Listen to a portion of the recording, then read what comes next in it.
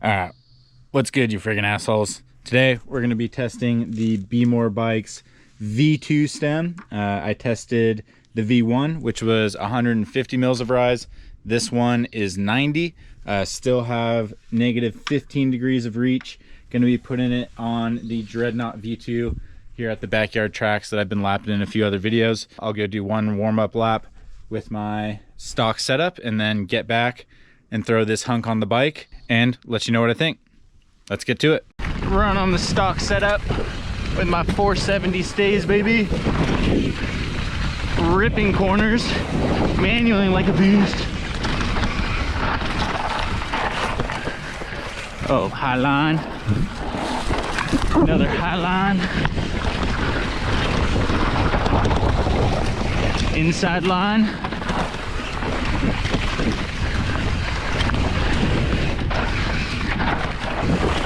Ripping. Dude, this is honestly such a good setup. Yeah, pretty damn good for a first lap. This bike's in a pretty good place. Yeah, every lap of that is just so fun. Well, shit, that pretty much went as expected. Trail's ripping, it's kind of dry and loose right now. Yeah, I'm running the 470 stays on the Dreadnought with the 29er, and there's a reason I'm trying it on this bike with that setup. I feel like maybe my biggest critique for Bronson is I think the stem can work. I mean, that was kind of my experience when I tried it on the G1, but I think the whole setup of the bike needs to be taken into consideration. This is like the most forward bias setup that's possible on this Dreadnought, with the long chainstay in the 29er mode that extends the reach and steepens the head angle. Like, if anything, this setup is almost like too front bias. If there's gonna be a setup that works with this stem, it's gonna be something like that. And I think you need an uber long chainstay to have these kind of shorter stem concepts work. So that's just a bit of context to why it's on this bike. It's not by accident. Hard to judge the bar roll with these.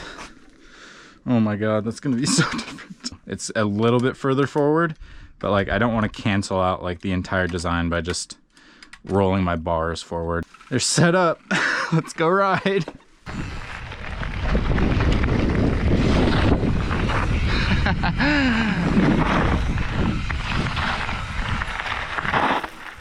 Oh, I like tried to do an endo and it was like, there you go. That feels weird. I can like cutty way harder. Do a wheelie.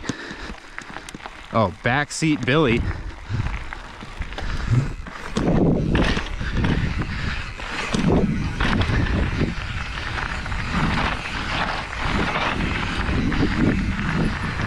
Well, we've moved our weight further back, that's for sure. Let's see how that feels on the trail. All right, let's do it.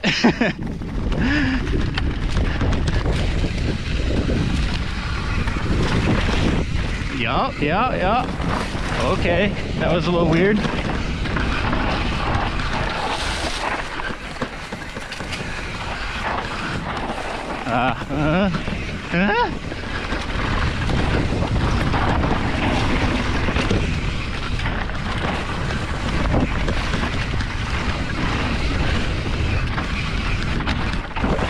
Oh, okay.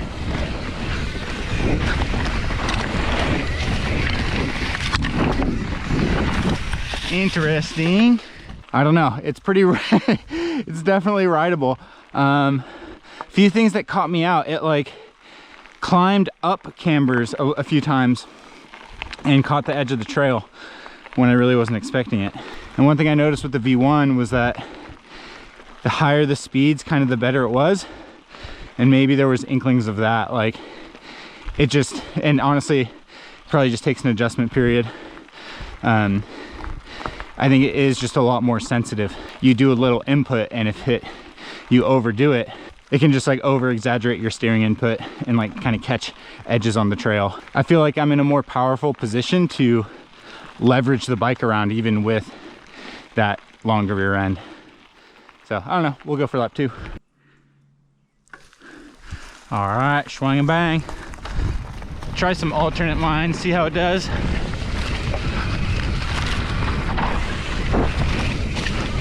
Inside there.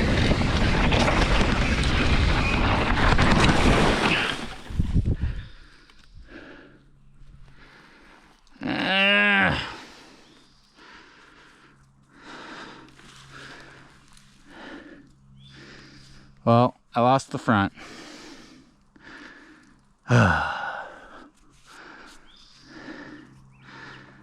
That was an aggressive line. I'll critique myself with that. I kind of thought I wanted to go outside, but didn't, and then like fully cut inside. But that is the first time that I've lost the front like that on this trail and on this bike. Shout out to these Alpine Star knee pads. So what happened is I went out all the way there, and then you can see this bump, like it's more cambered once you get to the bump, and I think the bump is what screwed me up. All right, my pinky's a little bummed, but I think it'll be all right. Let's try that again.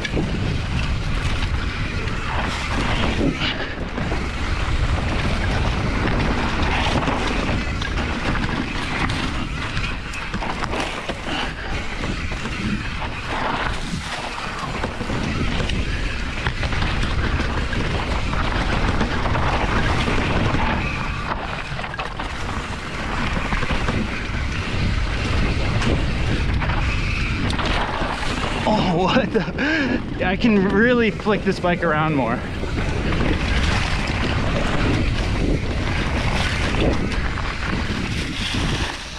Okay, that was a good redemption. Yeah, the front end is a bit twitchier. Like where I was getting those front end weird feelings was definitely over inputting for how sensitive it is, and then I kind of took note of that and calmed down my inputs, and yeah, that kind of stopped happening. You know, with the same dimensions, it handles like it's got a shorter chainstay and a smaller rear wheel. The thing I lost when going to the 29er and the longest chainstay was like this sense of flickability and direction change, and how quickly like it initiated inputs and stuff. And I feel like with this big rear wheel and long rear end, like I gained a ton of that back with however I'm able to leverage the bike with the bars in this position. I do think there is a sacrifice in front end grip. Then again, this chainstay is so damn long that, you know, theoretically, if I didn't even have my hands on the bars, there would still be a decent amount of weight on the front wheel. So even though my riding position is so much more rearward, that there actually still is traction to work with. All right, test track number 2. This one is like a completely different personality, a little steeper.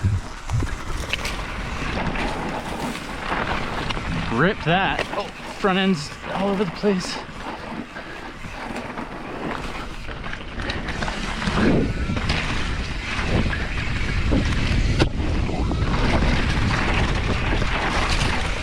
Hit that real nice.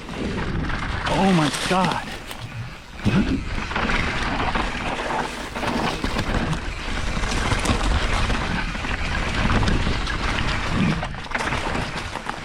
The braking is really weird. Honestly, that's like maybe one of the weirdest parts about this. Yeah, when I get on the brakes, it like just seems the front end is like squirrely. Like it might not be weighted enough, so it's just skidding sooner than I expect. And then I think that combined with like how twitchy it is at slower speed, like kind of skidding down that chute, I kind of just had to take a sec, just like gather what the front end was doing, because it was kind of throwing me for a loop.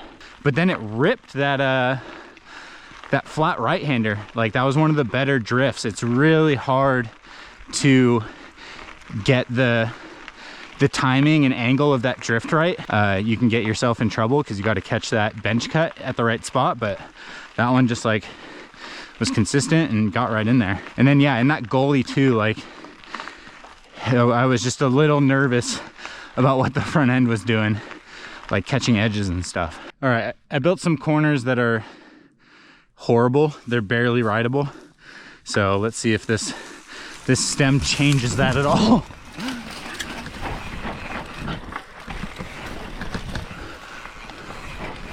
Well, that's actually the best I've gotten through them. Another section of trail. I was worried that would happen, actually. Yeah, up top, I don't know. I was maybe able to like hop and place the bike just a little bit better. And then coming down, it's like a looser section that isn't as bedded in yet. And like, what I kind of struggle with this and the old one, it's just like that feeling of being connected and planted in the front, just a bit harder to manage in ruts. And like maybe I was just offline a little bit, but then like in the loose stuff, it kind of like I hit the soft spot of a rut and it kind of just like felt a little unsettled for a sec. So I'm just gonna grab my phone and session some stuff because I actually think that's a valuable part of the testing process. And you know, hitting a few of these corners over and over again back to back will give me some good info. And then if there's enough daylight, I'll switch back to the normal stem.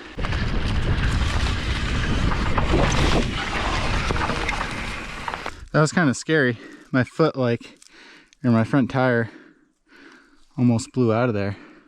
That kind of made for a sick shot, but so again, I feel like a lot of this stuff is slightly circumstantial, but I do get the feeling that it's like harder to feel connected with my front tire and like be precise with how I want my front tire to be in the rut. And like what happened here is my tire went a little wide, got in all the soft stuff, and luckily there was enough floof to take care of me. But I do kind of get the sensation that I'm a little disconnected from it and it's a little wandery. All right, I'm gonna try that again and see if I can get a better feeling in that rut. I was also pushing pretty hard, so. Okay, yeah, there I was able to get my front tire in a little better. But then it almost, like, again, being picky here, but I like cleaned the inside of the rut that time. Like if anything, I turned too much. Yeah, I could see in that clip that like my front tire was actually washing on my way into it, which again just kind of backs up like a little bit of the vagueness I'm feeling. But let's move on to this off-camber corner. This corner tells me a lot. And on my first lap, I kind of felt something weird in here, which is usually an area where I don't really get a lot of feedback. And you can see there's actually an edge here. Yeah, here I was just like steering a little bit too much, and when I mentioned it was catching this edge right here. All right, got probably two of the sickest corners to link up. The backyard is looking like a absolute moto track. We got full outsides with support. We got off-camber insides, middle line options. See if I can get this inside, clean the inside of that again.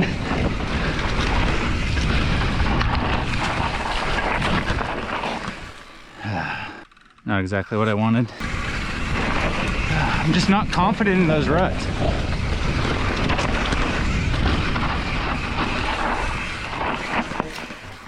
All right, let's give that another go.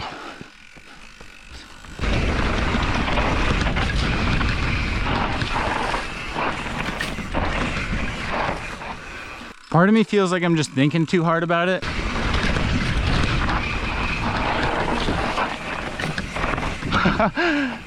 See, sometimes it works out.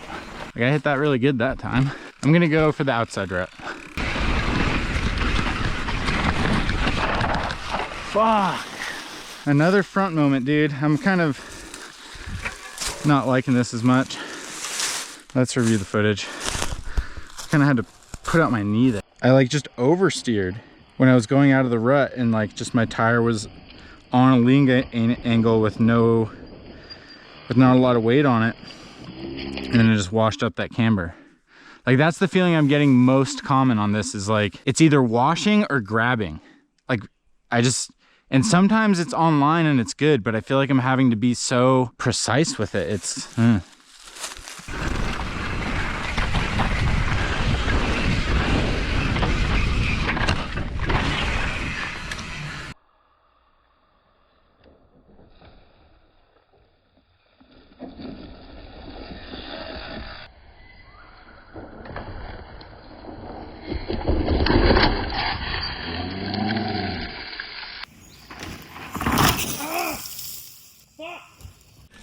all right, just inside of that corner and freaking wrecked my ankle because it ripped my foot off. I feel like I'm having a lot of sketchy moments on this, honestly. I'm gonna get this thing to the top and put the other stem on, test the base setting back to back. Got the hog back in, I don't know, just a stock form. Yeah, only way to test it is to go back to stock. So let's roll right into it. Let's see what's up.